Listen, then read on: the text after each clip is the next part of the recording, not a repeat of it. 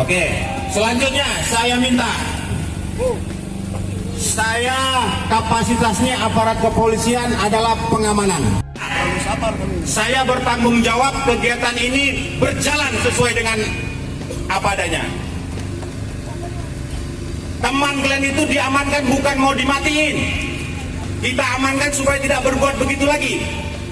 Tanggung jawab saya jelas. Gak usah diprovokasi. Udah, stop semua. Kalian izin di sini itu atas izin saya. Saya bertanggung jawab kegiatan kalian itu berjalan dengan lancar. Itu pahami. Tidak usah terprovokasi. Tidak usah kita dibentur-benturkan dengan Satpol PP, dengan aparat keamanan lainnya. Inti datang kemari adalah ingin menyampaikan